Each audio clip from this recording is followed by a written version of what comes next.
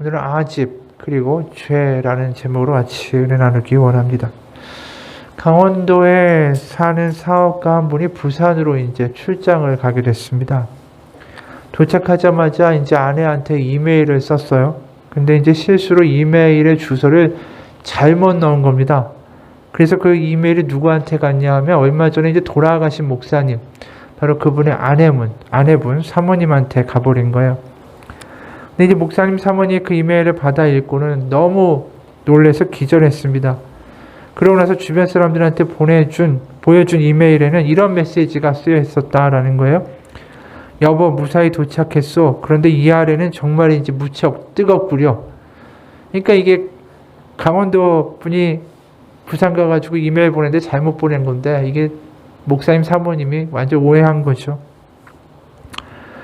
오해나 실수로 일어나는 에피소드들이 우리 삶 가운데 많죠. 오해도 그럴 수 있고, 우리 삶에서 살다 보면은 이렇게 고집을 피고, 똥고집이라고 하죠. 그런 거 피다가 일어나는 에피소드들도 참 많이 있습니다.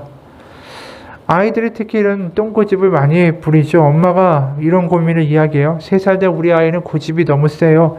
아침에 아이와 옷 고르는 것부터 시작해서 바깥놀이, 문화센터, 마트에서 장 보는 시간, 식사 시간, 스마트폰 보다가 멈추기, 잠들기 전 양치하기까지 엄마인 제 말을 쉽게 듣는 경우가 없어서 아이와 있는 시간이 너무 힘이 듭니다. 날마다 똥꼬집을 부리는 우리 아이, 엄마 무서운 거 알도록 한판 호되게 혼내야 할지, 아직 어린이 다 받아야 주어야 할지 고민이 됩니다. 아이들은 왜 이렇게 똥꼬집을 부리는 걸까요? 근데 이제 아이들만 그러는 게 아니다라는 거예요, 문제는. 어떤 아내분이 이런 이야기를 썼어요. 컴퓨터방에 카메라 충전선이 있으니까 가져다 달라고 했는데 남편이 없다고 한다. 거기 노트북 근처에 있다고 말해줬는데도 아무리 찾아도 없다라고 한다. 결국 자리에 일어나서 컴퓨터방에 갔다. 여기 있잖아, 이거 안 보여? 그러자 남편이 말한다. 이거 충전선이 아닐 수도 있잖아. 어떻게 확신해? 우길 걸 우겨야지 이 남자가 왜 이러나 싶었지만 참고 카메라와 충전선을 연결해서 램프에 빨간불이 들어오는 걸 보여줬다. 그러나 여전히 빨간불 들어온다고 다 충전되는 거 아니라면서 그 선은 아니다라고 한다. 이쯤 되면 막 나가자는 거다. 충전 램프에 불이 들어왔는데도 아니라고 주장하는 남편한테 너무 화가 났다. 혈기왕성한 30대에 난 충전선을 가위로 잘라버렸다. 이게 충전선이 아니라면 우리에겐 필요 없는 거겠네 라면서 그 사건 잘라버렸다. 그리고 이 사건이 있은 지 2년 후에 우연한 계기로 부부 상담을 받게 됐다. 서로의 성격을 이야기하다가 남편의 고집스러움을 이야기하면서 이 사건을 이야기했다. 빨간불이 들어오는 걸 보고도 왜 충전선이 아니라고 했는지 상담사가 묻자 남편은 아니라고 생각했다고만 대답했다. 부인 말이 맞았지만 인정하고 싶지 않았다. 이런 말도 안 하고 끝까지 아닌 것 같았다. 라는 말만 되풀이했다. 자신의 생각만 주장하고 사실에 대한 것은 외면했다. 이런 똥꼬집 남편을 보면서 정말 이기적이다라고 생각했다. 서로 생각이 달라서 자기 주장을 하는 것도 아니고 눈앞에 보이는 사실을 놓고도 자기 주장하는 게 고등교육을 받은 지성인의 모습이라는 게 믿겨지지 않았다. 7살짜리 애가 때를 쓰는 게 낫겠다라고 생각이 들었다. 이 남편이 왜 이렇게 똥꼬집을 부릴까요? 답답하죠. 이 똥꼬집을 부리는 이러한 모습들이 좀 더 보편화된 게 사회에서 나타난 거 보면 그게 요즘 많이 쓰는 꼰대라는 말인 것 같기도 해요. 과거에 이랬다라고 아는 체하고 내가 하는 게 답이다라고 고집을 피는 사람들을 꼰대라고 부르죠. 그래서 꼰대력 테스트라는 게 있던데 10개 항목의 체크리스트 항목이 이렇게 있더라고요. 1번, 사람을 만나면 나이부터 확인하고 어린 사람한테 반말한다. 2번, 대체로 명령문으로 말한다. 3번, 요즘 젊은이들의 근성이 부족하고 불만이 많다라는 건 사실이다. 4번, 내가 너만 했을 때의 이야기를 자주 한다. 5번, 나보다 늦게 출근하거나 일찍 퇴근하는 후배가 거슬린다. 6번, 식사 자리에서 기어이 나를 움직이게 하는 후배가 불쾌하다. 7번, 옷차림도 사회생활과 관련된 부분이므로 지적할 수 있다. 8번, 내 의견에 반대하는 후배는 왠지 기억에 남는다. 9번, 더 나은 방법이 있더라도 기존의 방식을 반드시 고수하는 편이다. 10번 잘 나가는 후배를 보면 의식적으로 그의 단점을 찾게 된다. 이렇게 써 있었어요. 그러면서 10개 항목 가운데 9개 이상이면 뼛속까지 꼰대고 6개에서 8개면 꼰대 과도기래요. 2개에서 5개면 꼰대 꿈나무, 0에서 1개면 성숙한 어른 이렇게 붙어 있더라고요. 근데 왜 우리가 이렇게 꼰대가 될까요? 왜 이렇게 고집을 부리게 될까? 생각해보면 뭐 다 답은 나오죠. 변화가 두렵기 때문이죠. 인정하고 변화되고 이거 자체가 거북한 거예요. 그냥 내가 사는 방식, 내가 아는 방식, 내가 말하는 태도, 내가 생각하는 그런 어떤 패턴 이런 거에 그냥 머무르고 싶은 거죠. 새로운 상황이나 어떤 새로운 영역이나 새로운 국면을 만나도 그냥 내가 대처할 수 있는 길은 내가 과거에 알고 내가 익숙한 방식, 그거로만 항상 대응하고 대처하는 거예요. 왜냐하면 내가 과거에서 지금까지 써왔던 이러한 방법들이 잘못되었다라는 걸 인정하는 게 굉장히 두렵고 변화를 또 수용한다라는 건 더 큰 고통을 수반할 것이다라는 걱정이 있기 때문이죠. 그리고 내가 과거에 했던 방식들이 안 먹힌다. 그걸 인정해버리면 이제 어떻게 해야 될까에 대한 답도 없어요, 사실. 아까 똥꼬집을 부리던 그 아이 엄마한테 누군가가 이런 상담의 글을 올렸어요. 아이들이 고집센 아이가 되는 이유 중에 하나는 불안정감을 주는 환경 때문입니다. 부모의 비일관적인 태도, 갑작스러운 환경 변화, 자신을 양육해주는 양육자 간의 다툼과 같은 이런 환경 안에서 아이들은 불안정감을 느끼고 이는 고집으로 이어지기도 합니다. 불안한 아이들은 자신들이 통제할 수 없는 영역의 일은 포기하지만 대신에 자신들이 통제할 수 있는 것 같은 일, 옷 색깔, 장난감 사달라고 하는 것, 씻지 않는 것, 먹지 않는 것에서는 고집을 부리곤 합니다. 이런 경우라면 아이에게 안정감을 줄 수 있는 평안한 양육 환경, 또 양육자 간의 규칙, 변화될 상황에 대해 미리 설명하는 것이 중요합니다. 이 아이가 똥꼬집을 피우는 이유는 하나라는 거예요. 불안하고 두려우니까. 불안하고 두려우니까 자기가 하던 그 습성, 자기가 아는 거 거기에 매달리고 그것만 붙잡고 있다라는 것이죠. 이게 뭐 아이의 모습뿐이겠어요? 어른도 마찬가지지. 변화가 두렵고 어떻게 해야 될지 모를 때는 과거의 방식으로 다시 돌아가는 거. 그게 우리들의 모습이다라는 거예요. 오늘 본문에도 보면 변화를 아주 두려워하는 인물들이 나와요. 그게 바리새인들, 서기관들이죠. 예수님이 오셔서 이 땅에서 하시는 일들 자체가 굉장히 익숙한 방식이 아니었어요. 익히 율법을 잘한다고 하는 사람들을 당황시키기가 아주 일쑤였던 일들을 많이 하셨죠. 안식일에 병자를 고치고 자신들이 이제 죄인이라고 딱지를 붙여놓은 세리나 창기들과 함께 식사를 하시고 이건 부정해, 이건 정결해 이렇게 나누어 놨던 카테고리를 마구 넘나드시는 일을 하시는 거예요. 그러다 보니까 자신들이 정해놓은 과거의 규칙, 장로의 전통이라고 부르는 것들을 다 허물어버리는 이탈자로 예수님이 인식이 되는 거죠. 그러다 보니까 예수님이 말하는 하나님에 대해서도 전혀 공감이 되지 않고 이런 혁신적인 변화를 이야기하는 예수님이 눈에 가시 같고 불안한 거예요. 그래서 오늘 38절에 보면 이렇게 질문하죠. 선생님이 우리에게 표적을 보여주시기를 원하나이다. 사실 이거는 진짜로 한 이야기가 아닙니다. 이미 우리가 마태복음 12장 14절에 보면 이런 이야기가 나와요. 바리새인들이 나가서 어떻게 하여 예수를 죽일까 의논하고 이미 예수님 죽이자고 결정 낸 거예요. 너무나도 급진적인 변화를 이야기하는 예수님이 불안한 거예요. 지금 아니 어떻게 이렇게 변화를 가져오는 일을 할 수 있어? 어떻게 이렇게 행동할 수 있어? 이런 하나님 이야기하는 예수는 살려둘 수가 없지. 이러면서 다 결정해 놓고 와가지고 트집자리 찾겠다고, 트집거리 찾겠다고 표적 보여달라고 이야기하는 거죠. 무슨 말 하나 보겠다라는 거예요. 그 질문에 대해서 예수님이 이제 요나와 솔로몬 이야기를 하시죠. 요나가 3일 동안 물고기 뱃속에 있던 것처럼 인자도 밤낮 사흘 동안 땅속에 있을 것이다 라고 말씀해 주세요. 이게 뭘 이야기할까요? 십자가와 부활의 이야기죠. 하지만 이 이야기가 제자들도 지금 잘 못 알아듣는데 이 사람들이 알아들을 수 있을까요? 애초에 알아들을 수가 없는 말이죠. 그리고 무슨 이야기를 하십니까? 그 요나가 니느웨에 가서 외쳤던 간단한 회개 선포에도 니느웨라는 큰 성읍이 완전한 회개가 일어나지 않았습니까?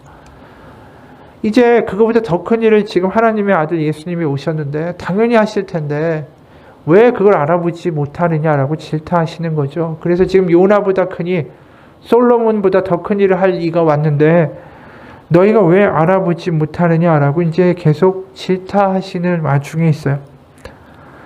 그러나 그런 모든 말들이 사실 바리새인들한테 서기관들에게는 그냥 과거의 방식을 흔들어버리는 이상한 사람으로만 보이는 거죠. 그들에겐 종교적인 아집이 있기 때문이에요. 그런 아집 속에 빠져 있고 과거에 머물러 있고 자기가 아는 게 다라고 주장하는 이들에 대하여 결국 예수님이 드시는 비유가 나와요. 이 비유가 중요하죠. 그게 빈집의 비유예요. 43절, 44절. 더러운 귀신이 사람에게서 나갔을 때 물 없는 곳으로 다니며 쉬기를 구하되 쉴 곳을 얻지 못하고 이에 이르되 내가 나온 내 집으로 돌아가리라 하고 와보니 그 집이 비고 청소되고 수리되었거늘. 이 이야기는 뭐냐면 예수님이 바로 이스라엘 땅에 오셔서 하신 일은 드디어 사탄의 지배, 죄의 노예가 되었던 이들을 해방케 하고 자유케 해서 새로운 삶으로 인도하신 일이었다라는 것이죠. 그게 집이 비고 청소되고 수리되었다라는 표현이에요. 누가복음 4장에도 보면 예수님이 이 땅에 오셔서 하실 일이 무엇인가를 분명하게 말씀하시죠. 누가복음 4장 18절 19절 주의 성령이 내게 임하셨으니 이는 가난한 자에게 복음을 전하게 하시려고 내게 기름을 부으시고 나를 보내서 포로된 자에게 자유를 눈먼 자에게 다시 보게 함을 전파하며 눌린 자를 자유롭게 하고 주의 은혜를 전파하게 하려 하심이라. 바로 자유케 하신다, 풀어놓는다, 자유를 준다 이런 말씀이 분명하게 예수님의 사역의 목표다라고 말씀하셨어요. 그러니까 사탄의 소나기에 악의 세상의 소나기에 꽉 잡혀있는 자녀들을 풀어서 다시 하나님의 집으로 데려가기 위하여 예수님이 오셨다라는 것이죠. 그런데 지금 바리새인 서기관들이 뭘 얘기하는 거예요? 난 그냥 헌집에 머물겠다라는 거예요. 나는 그냥 과거에 머물겠다라는 거예요. 변화나 새로운 삶이 싫다라는 거죠. 그래서 그 헌집이 깨끗하게 되었고 이제 새로운 시작이 있는데도 불구하고 그들이 그런 고집을 부릴 때 이 집에 결국 귀신들이 다시 돌아와서 그들의 소유가 되고 말 것이다. 그게 45절이에요. 저보다 더 악한 귀신이 7을 데리고 들어가서 거하니 그 사람의 나중 형편이 전보다 더욱 심하게 되느니라. 더 끔찍하게 되고 만다라는 것이죠. 실제로 이 바리새인들이 예수님을 이런 식으로 거부하잖아요. 난 그냥 이대로 살래요. 그냥 과거가 좋아요. 종교적인 아집을 부리고 있다 보니까 결국 이들이 어느 정도 지경까지 가죠. 가장 끔찍한 일이 벌이는 게 뭐예요? 결국 궁극적으로 예수님을 죽이는 거지만 예수님의 사역을 꼭 집어서 뭐라고 얘기했냐면 당신이 하는 일은 하나님이 시켜서 하는 일이 아니라 귀신의 능력으로 하는 일이다 라고 이야기해요. 마태복음 12장 24절에 보면 바리새인들이 듣고 이르되 이가 귀신의 왕 바알세불에 힘입지 않고는 귀신을 쫓아내지 못하느니라 하거늘. 그러니까 자기들을 인정해주지 않고 변화를 일으키는 그 예수님을 가리켜서 귀신짓이다라고 지칭했다라는 것이죠. 자유를 주러 왔는데, 해방을 주러 왔는데, 회복을 선포하는데 거기다 대고 귀신짓이다라고 이야기하는 아주 끔찍한 이야기를 하고 있다라는 거예요.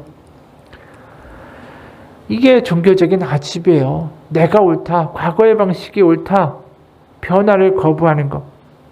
이 아집이라는 말이 나 안자에다가 잡을 집자. 그래서 한자로 내가 잡는다, 쥔다라는 뜻이잖아요. 결국 뭘 쥐고 있을까요? 결국 과거의 생각과 과거의 나, 거기에 완전히 사로잡혀 있고 묶여 있는 게 아집이에요. 불안하니까. 그러다 보니까 과거에 사는 게 너무나도 편안하고 그 편안함을 내가 경험하는 순간에 그걸 흔드는 누구나 다 적이고 사탄이 되는 거죠. 그래서 지금 이들이 예수님을 보면서 사탄이라고 말하는 이유인 거예요. 그런데 이런 모습이 과연 바리새인들만의 모습일까? 우리가 여태까지 똥꼬집이라는 이야기를 맨 앞에 많이 했잖아요. 우리도 이런 아집의 모습들이 많다라는 것이죠. 내가 불안하기 때문에, 내가 변화를 싫어하기 때문에, 내가 과거에 익숙한 방식으로 자꾸만 대응하려고 하는 모습들이 우리 가운데 있어요. 떠나지 못합니다. 과거에 묶여있고. 내가 가진 거로 어떻게든 대응해 보려고 하고, 내가 가진 처세술과 말과 태도와 눈빛으로 뭔가를 헤쳐나가려고 하는 경향들이 우리 가운데 본능적으로 있죠. 그런 모습 잘못됐어. 변화돼야 돼. 이런 말 하면은 지는 얼마나 다르다고. 이런 식으로 우리가 흥분하지 않습니까? 우리 안에 있는 아집을 건드릴 때마다 우리가 똑같이 반응해요. 이 바리새인의 모습이 우리하고도 일맥상통하는 게 있는 것이죠. 근데 우리가 한번 생각해 보면 과연 우리가 생각하는 어떤 방식과 태도와 과거의 어떤 아집이라는 게 과연 옳기만 할 것인가? 누군가 이런 글을 썼어요. 누군가 우리 24시간 카메라로 찍어주지 않으면 우리 모습 우리는 절대로 알 수가 없습니다. 우리는 아이를 키우면서도 우리가 무슨 짓 하는지 잘 모를 때가 너무나도 많습니다. 아이를 망치는 부모의 무의식적인 습관 20가지가 있습니다. 셋을 셀 때까지 빨리 해. 하나, 둘, 셋. 그리고 아기 일기장 훔쳐보기. 10초마다 잔소리해서 옷 입어. 늦었어. 서둘러. 이따 할까. 엄마와 아빠가 해줄게. 너 가만히 있어라. 끝까지 못할 거면 하지도 마. 아이 앞에서 부부싸움하고 이게 더 좋은 거야 라고 아이가 생각하기도 전에 결론을 내주고, 엄마는 아빠는 너밖에 없어. 했던 말하고 또 하고 또 하고, 또 걸핏하면 죽겠다. 나 못 살아. 또 아이 앞에서 아내 또는 남편을 비아냥거리는 말을 하고, 너는 몇 번이나 말해 알아듣니? 또 엄마가 나서서 친구 만들어주고 나중에 라면서 아이한테 항상 미루기만 하고, 창피한 줄 알아라 이런 말하고, 뭐가 불만이니? 너 때문에 내가 못 살아. 우리 애는 이거 못해 라고 깎아내리고, 누구 닮아서 도대체 그런지 모르겠어. 이런 말을 우리가 카메라로 우리를 찍으면 우리도 모르는 사이에 막 하고 있다라는 거죠. 그러면서 이 글의 끝이 이거예요. 아이가 삐뚤어지는 데는 다 이유가 있습니다. 이렇게 나오더라고요.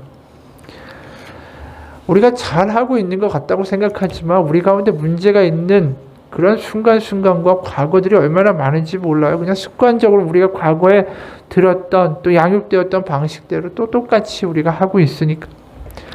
수많은 부부들이 이혼을 하죠. 근데 보면 남편들 잘한다라고 이야기할 때 많아요. 내가 가장으로 얼마나 희생하고 수고하고 노력하는데, 그리고 잘 안 되는 거 다 배우자들이 집구석에서 잘 못했다라고 이야기할 때가 많죠. 자기는 잘한다고 했는데 나중에 보면 그 아내나 자식들의 이야기 보면 아내들은 남편 퇴직하면 이혼할 거라고 이야기하고, 자식들은 아버지가 싫다라고 이야기하는 경우들이 있다라는 거예요. 나는 잘하고 있다라고 하는데 어디서부터가 문제였을까? 결국 우리의 삶에서 살다 보면 어느 순간에 탁 부딪혀요. 내가 옳다라는 방식으로 내 방식과 내 고집과 내 태도로 했던 삶이 어느 순간 딱 브레이크가 걸리는 순간이 다가옵니다. 야, 이거 가지고 내가 이걸 넘어갈 수 없겠구나. 내 방식으로 이게 뭔가 안 통하는 그런 때가 왔구나. 어떻게 보면 하나님이 그러한 때를 우리 가운데 만들어 주시죠. 내가 이 방식으로 살 수 없구나라는 걸 고백할 수밖에 없는 때. 전에도 한번 들려드린 간증이에요.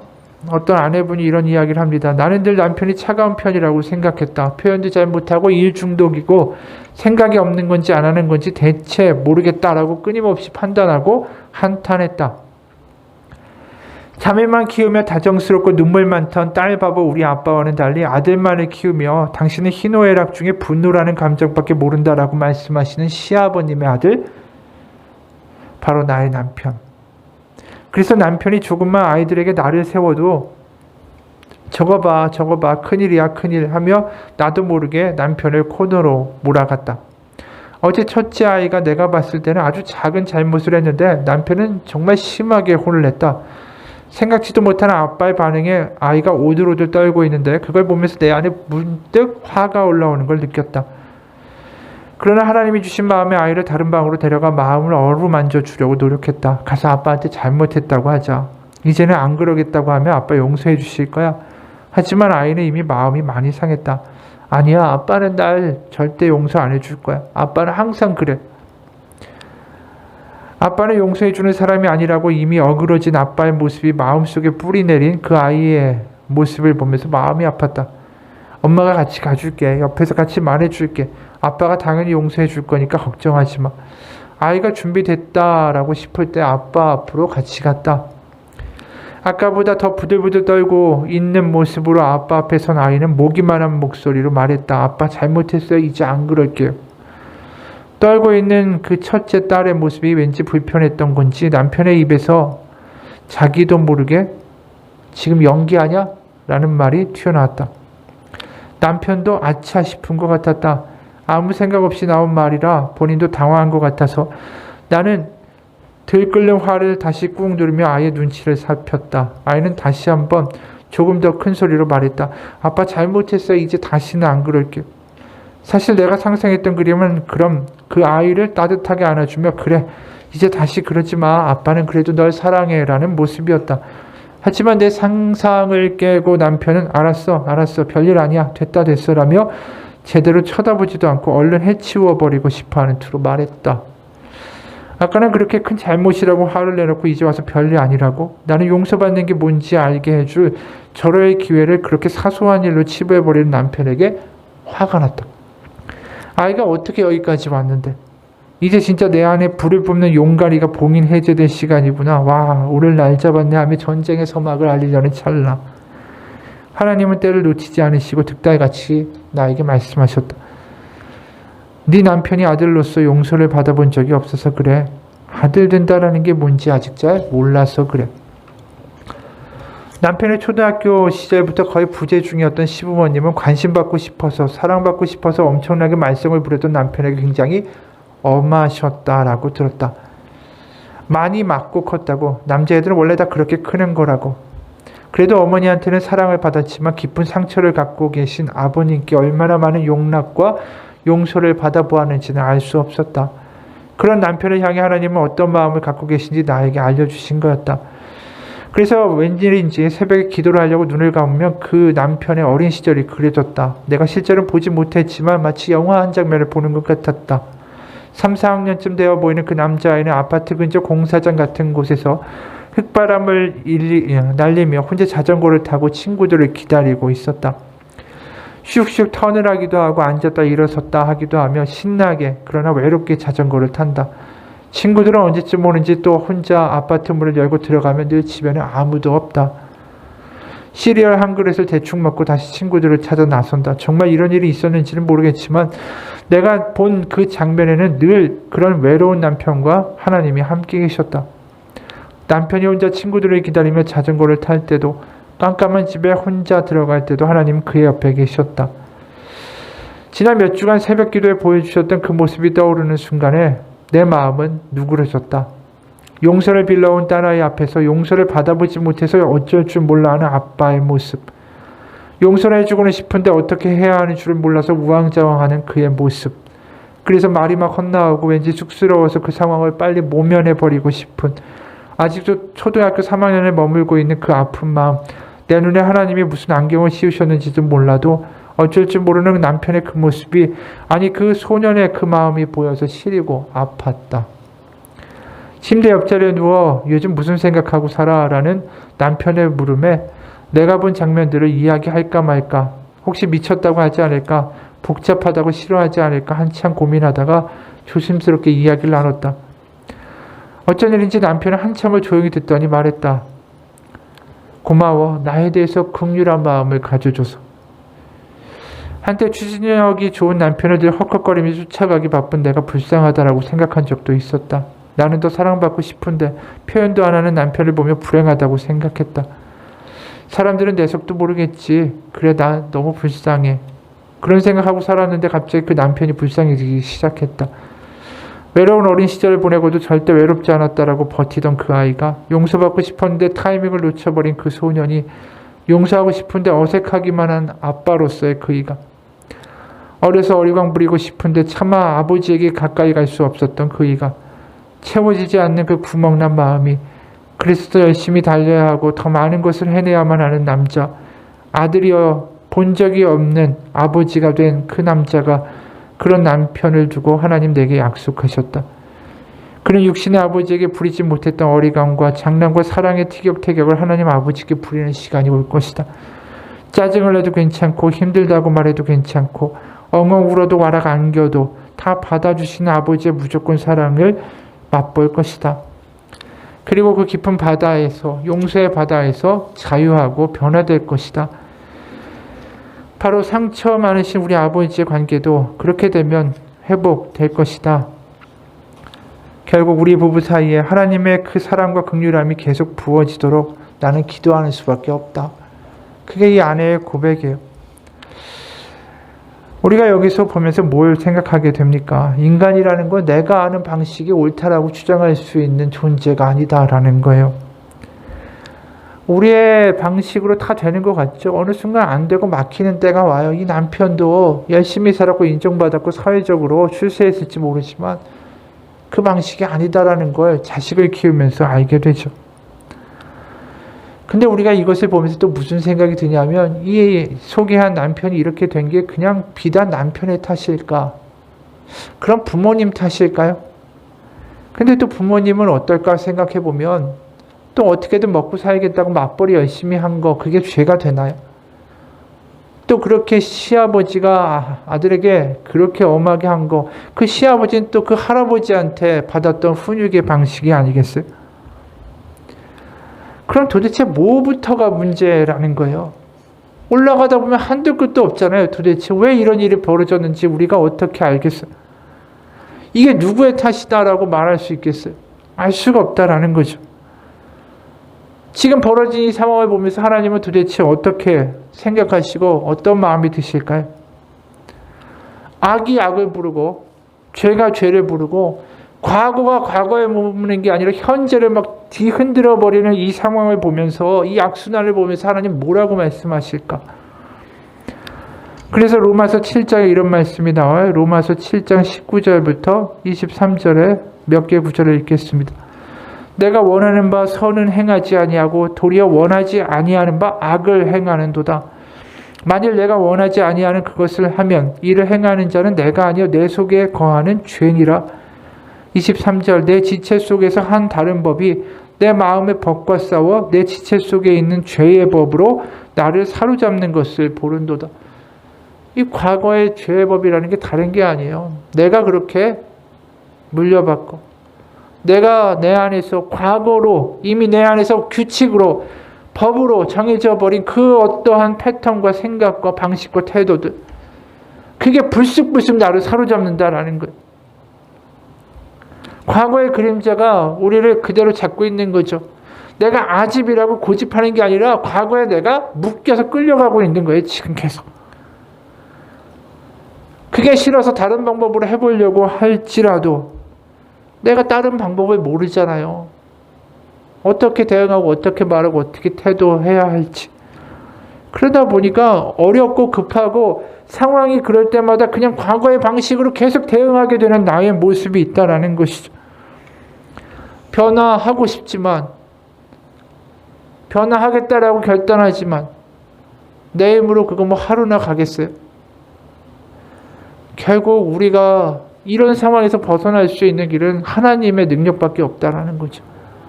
그게 예수님이 오신 이유예요. 우리를 자유케 하고 과거로부터 해방시키고 이렇게 살지 않아도 된다라는 것을 보여주시는 그분이 오셔야만 했다라는 거죠. 아까 뭐라고 그랬습니까? 아집과 똥꼬집은 두려움과 불안에서 온다라고 했잖아요. 그럼 우리의 불안과 두려움으로부터 자유케 되어야만 우리는 과거로부터 탈출해요. 아, 이렇게 안 해도 되는구나. 이렇게 안 해도 내가 불안할 필요가 없구나. 그걸 경험하게 하시려면 뭐가 있어야 됩니까? 사랑밖에 없어요. 하나님의 사랑. 내가 여기 있고 내가 너의 모든 걸 알고 있어. 걱정하지 마. 라는 그분의 만져주심과 음성이 없이는 우리는 변화될 수가 없다라는 거죠. 이걸 은혜라고 부르는 거예요. 그리고 거꾸로 말하면 성경이 우리 모두는 죄인입니다 라고 말할 수밖에 없는 이유라는 거죠. 근데 우리가 이렇게 죄인이다라는 게 사실 심각한 문제 아닙니까? 우리의 뿌리 깊은 곳에 있고 우리를 사로잡고 우리가 인식하지 못하는 상태에서도 우리를 그냥 끌고 가버리는 게 이 과거의 그림자 죄인데 이 문제를 너무나도 가볍게 이야기하는 현대 상황이 됐죠. 과거에는 죄라는 말이 굉장히 많이 사용됐어요. 그런데 이제 그 죄라는 말이 사라지고 어느 순간 그것이 그냥 간단한 정신병이나 정신질환으로 대체되기 시작했죠. 바바라 브라운 테일러라는 신학자가 이렇게 이야기해요. 이렇게 죄란 말이 우리 사회에서 사라지면서 어느덧 정신질환이라는 말로 대체되었다. 그러나 죄라는 불편한 단어 앞에 직면하는 것이야말로 하나님께 나아가는 유일한 희망이다. 죄가 나의 모국어, 내가 가장 잘 쓰는 말이었다라는 걸 인정할 때 지금 내 모습과 하나님이 창조하신 본래의 내가 얼마나 떨어져 있음을 아는 순간 그 간극에 아파하고 그 고통에 이름을 붙이며 더는 내가 그렇게 살지 않겠다라고 결단하는 순간 그때야 우리는 어제까지의 내가 죽었다라는 걸 알게 된다. 어제까지 내가 아닌 새로운 내가 되는 새로운 삶의 여정에는 반드시 죄라는 말이 쓰일 수밖에 없다라는 거죠. 폴 틸리라는 신학자도 이런 얘기를 했어요. 그런 죄라는 잃어버린 언어를 발견해야 된다. 그래야 우리는 오직 인간 경험의 시면으로 들어갈 수 있다라는 것이죠. 그러니까 죄라는 말이 어떤 것인지에 대한 근본적인 그 깊이 있는 것까지 들어가지 않으면 나의 태생적인 한계와 나의 과거에 대한 이야기까지 들어가지지 않으면 우리는 변화가 어렵다라는 거예요. 그걸 다 죄라고 이야기하는 거죠. 이게 과연 누구의 탓인지도 알 수 없는 거죠. 우리의 삶의 뿌리는 거기에 있는데 거기서부터 고쳐야 되는데 그냥 너 위로해, 하나님이 너 사랑해, 너 축복받을 거야 이런 이야기로는 그 뿌리가 건드려지지 않는다라는 거예요. 그래서 죄란 말이 사라지고 있는 현대 교회에 가장 큰 문제가 있다라는 것이죠. 죄라는 말 빼고는 하나님하고 분리돼서 두려움과 불안 가운데 과거만을 헉헉거리며 쫓아가는 우리의 그런 절망과 우리의 근본적인 한계를 표현할 수 있는 언어가 없다라는 것입니다. 다시 말해서 우리는 해방이 필요한 거예요. 그걸 우리가 잘 몰라요. 우리 죽으면 우리 천국 가고 구원받아요. 십자가 예수님 믿으세요. 우리가 천국 죽어서의 다음 티켓을 구하려고 지금 교회에 나와 예배하는 게 아니라 우리가 지금 이 자리에서 해방되고 자유되고 새로운 삶의 방식으로 살아갈 수 있다라는 것을 경험하도록 하나님 우리 부르셨다라는 거예요. 그래서 우리가 이걸 잘 볼 필요가 있어요. 성경에서 우리를 뭐라고 부르니까 죄의 노예였다라고 부르죠. 이거 굉장히 극단적인 표현이에요. 노예다라는 건 뭡니까? 벗어나려고 해도 주인의 힘이 너무 막강해서 묶여 있어서 우리 힘으로는 도저히 나갈 수가 없기 때문에 노예라고 부르는 거예요. 그러니까 우리가 죄의 노예였다라는 말이 그냥 피상적으로 들리는 말이 아니라 이게 얼마나 강력한 이야기인가를 우리가 깨달아야 되는 것이죠. 몇 번 이야기했죠. 비벨리 가벤타라는 신학자가 이런 이야기를 했어요. 노예는 노예 상태에서 벗어나려 회개할 수도 없고 용서를 받을 수도 없습니다. 노예는 오직 해방될 수만 있을 뿐이며 이것이 곧 성경에서 사용한 용어입니다. 성경에서 구원은 단지 죄에 대해서 용서받는 것으로 이루어지지 않습니다. 구원은 죄의 권세로부터 해방되는 것입니다. 그러니까 우리가 믿는 구원이라는 건 해방인 거예요. 과거와 아집과 내가 이렇게 살아야만 하고 이렇게 해야만 내가 잘 지낼 수 있다라는 모든 거짓된 믿음으로부터의 해방이죠. 그게 어디서부터 시작되는지 우리는 몰라요. 그것이 이 세상 가운데를 잡고 있는 죄고 죄의 권세라는 것이죠. 그거를 이루시고 자유케 하시기 위하여 예수님이 오셨다. 그래서 계속해서 자유라는 말이 예수님의 입에서 계속해서 나올 수밖에 없는 이유라는 것이죠. 어느 목사님이 이런 글을 썼어요. 한때 우리 교회에 나왔던 한 자매는 뛰어난 음악가였습니다. 그런데 그 자매는 사실상 부모의 인정에 중독되어 있었죠. 부모님은 늘 딸이 세계 정상급의 음악가가 되기를 원했습니다. 그 자매는 실력이 꽤 좋지만 결국은 그 정상까지는 이르지 못했습니다. 그리고 자신이 부모를 실망시켰다라는 생각에 제대로 살아가지 못했죠. 결국 약의 도움으로 우울증을 다스리기는 했지만 그녀의 문제는 바로 스스로가 가치 있는 존재라는 느낌을 바로 엉뚱한 곳, 잘못된 신념에서 찾고자 하는 데 있었습니다. 그 자매는 속으로 이렇게 되뇌었답니다. 유명한 바이올리니스트가 될 수 없다면 나는 부모님 실망시키는 거고 그럼 내 인생은 실패다. 그러면서 점점 괴로움과 죄책감과 우울감이 심해졌다라는 것이죠. 그녀의 삶의 의미를 다른 사람의 인정에 근거해서 살아가고 있었던 것이 문제였다라는 거예요. 이 과거에 이 자매가 묶여서 살았던 삶의 방식과 태도와 생각이 어떻습니까? 그게 옳은 거예요? 그게 부모가 만들어준 거죠, 사실. 부모도 자신들의 생각에 이게 딸한테 아주 좋은 미래다라고 생각해서 집어넣어 놓은 거예요. 자매는 그걸 열심히 받아들였겠죠.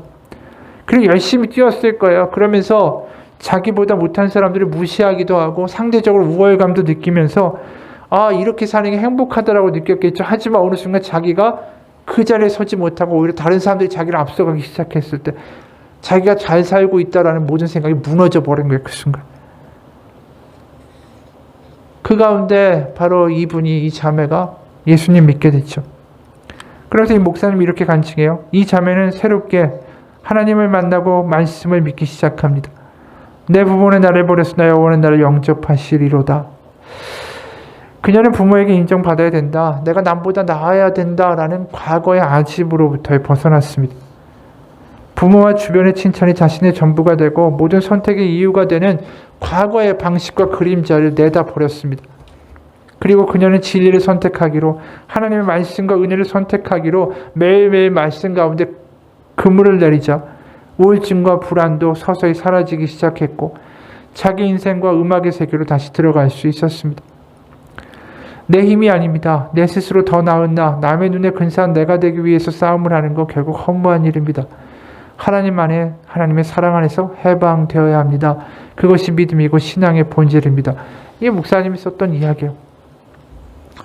여러분, 우리는 다 죄인들이에요. 뭔가에 묶여 있어요. 그렇게 살지 않아도 되는데 그렇게 살아갈 수밖에 없는 과거에 묶여 사는 우리의 모습이 하나님 보시기에 얼마나 마음 아프시겠어요. 그래서 요한복음에 보면 4장에 사마리아 여인, 남편이 5이나 있던 그 남편 많다라고 해서 세상 가운데 멸시당하고 정오에 와서 물을 기를 수밖에 없던 그 여인에게 예수님이 그 시간을 많이 할애하셔서 내가 너에게 목마르지 않는, 영원히 목마르지 않는 물을 주겠다라고 말씀하실 수밖에 없었던 이유가 거기라는 거죠. 과거에 묶여서 허덕허덕 살 필요 없어. 그래서 그 여인이 결국 어떻게 됩니까? 동네에 나가서 와보라라고 이야기해요. 나 메시아 만났다라고 신나서 기쁜 가운데 자유와 해방을 얻는 그러한 모습을 보여주게 되죠. 우리가 과거의 방식과 내가 하는 말투와 나의 생각과 나의 태도가 변화되는 게 거듭나는 거예요. 그게 하나님이 이 땅 가운데 오신 이유예요. 매일매일 우리가 하나님의 말씀 가운데 그물을 내리고 거기서 말씀의 은혜를 받고 내가 거기서 이렇게 살지 않아도 된다라는 어떤 사랑의 확신과 용기와 담대함을 얻고 자유를 경험하면서 다르게 말하고 다르게 행동하고 그게 바로 거듭났다, 다시 태어났다라는 거예요. 그래서 성경에서는 예수님을 믿는다라고 하지만 사람이 거듭나지 않으면 안 된다라고 이야기하죠. 이게 바로 거듭난다라는 거예요. 새로운 피조물이다라는 이야기가 여기에 들어있는 거예요. 새롭게 말하고 새롭게 생각하는 새로운 삶. 바로 그 일을 이루기 위하여 이 땅에 예수님이 오셨다라는 거죠. 우리가 교회를 다니지만 그걸 경험하지 못하고 산다라는 게 하나님이 보시기에 얼마나 안타까운 일이시겠어요. 그냥 주일 예배만 드리고 습관적으로 왔다 갔다 그러면서 여전히 과거에 묶여 살고 똑같은 생각, 똑같은 패턴, 똑같은 말 가운데 똑같은 걱정과 똑같은 염려를 계속하고 사는 우리의 모습이 아무런 변화가 없는 그 모습이 복음을 과연 경험한 모습일까? 한 어린아이가 자그마한 어린아이를 업고 힘겹게 길을 가고 있었습니다. 사람들이 이상하게 보였어요. 무슨 애가 또 애를 업고 가나? 그래서 어떤 사람이 야, 너 힘들지 않니? 라고 물었습니다. 그런데 이 아이가 대답합니다. 얘는 내 동생이에요. 라고 대답해요. 보통 너 힘들지 않니? 라고 물었으면 아니요, 힘들지 않아요. 아니면 내 힘들어요. 라고 대답하는 게 정상이죠. 그런데 얘는 내 동생입니다. 라는 말에 뭐가 들어있습니까? 바로 사랑의 본질가 들어있는 거죠. 바로 이 동생의 무게보다 사랑의 무게가 더 큰 거예요. 내 어깨가 눌리고 다리가 아픈 것보다 이 동생이 더 소중한 거죠. 이게 사랑이고 이게 뭘까? 이게 예수님의 십자가예요. 바로 우리를 자유케 하고 회복시키기 위하여 주님이 십자가를 지셨어요. 우리가 할 일은 이미 주님이 우리를 자유케 하기 위해서 하신 모든 일들을 받아들이고 기뻐하고 믿고 살아가는 겁니다. 우리가 더 이상 바리새인과 서기관처럼 과거에 머물지 않기 원합니다 라는 우리의 결단이 있고, 그 다음에 내 힘으로 하는 게 아니라 우리를 손잡아서 새로운 방식과 새로운 삶으로 인도해 가시는 주님의 손을 잡고 따라가기만 하면 되는 거예요. 매일 우리의 기도가 주님, 오늘 하루를 제 방식과 제 생각과 제 태도와 제 눈빛으로 살아가는 게 아니라 주님이 주시는 마음과 주님이 주시는 생각과 주님이 주시는 말로 오늘 하루를 살기 원합니다. 주님 제 안에 오셔서 저에게 알려주시고 저의 삶의 순간순간을 주님께서 이끌어가 주옵소서. 그러면서 우리는 배우는 거예요. 이렇게 살지 않아도 되는구나. 그러면서 우리는 새로운 피조물이 무엇인지 경험하게 되고 새로운 세상으로 나아가게 되고 더 이상 과거와 그림자에 머물러 묶여있는 삶이 아니라 주님 안에서 자유로운 자녀의 삶이 무엇인지, 그 권세가 무엇인지를 경험하게 되는 것입니다. 주님이 우리의 손을 잡고 우리를 새로운 곳으로 인도하기 위하여 이 땅에 오셨습니다. 우리의 마음을 주님 앞에 매일매일 내놓기 원합니다. 내가 과거의 습관으로 사는 게 편할지 모르지만 결국 그건 언젠가는 부딪히고 깨어질 겁니다. 그걸로 안 되는 날이 반드시 올 거예요. 거듭나야 한다라는 말이 그냥 하시는 말씀이 아니라 우리 가운데 새로운 지경으로 우리 인도하시려는 하나님의 복음인 것을 믿고 따라가기 원합니다. 그리고 우리도 다시 일어나 세상 가운데, 이 망가진 세상 가운데, 망가진 주변 가운데 이런 말로 선포하기 원해요. 여러분 그렇게 살지 않아도 됩니다. 하나님이 오셨습니다. 우리 같이 기도하겠습니다. 하나님 아버지, 우리가 살아가는 삶의 습관대로 살아가는 삶이 아니라, 사라지는 삶이 아니라, 떠내려가는 삶이 아니라, 생각하기도 전에 내 안에서 생각되고 판단되는 그것에 따라가고 묶여있는 삶이 아니라 새로운 말과 새로운 생각과 새로운 반응과 거듭난 피조물의 인생을 살기 원합니다. 우리 가운데 하나님 매 성령에 의지하고 주님, 제가 죽고 최과거의 모든 모습들과 제 아직과 고집이 죽고 제 안에서 이제 말씀하시고 인도하시고 반응하실 분은 주님이십니다.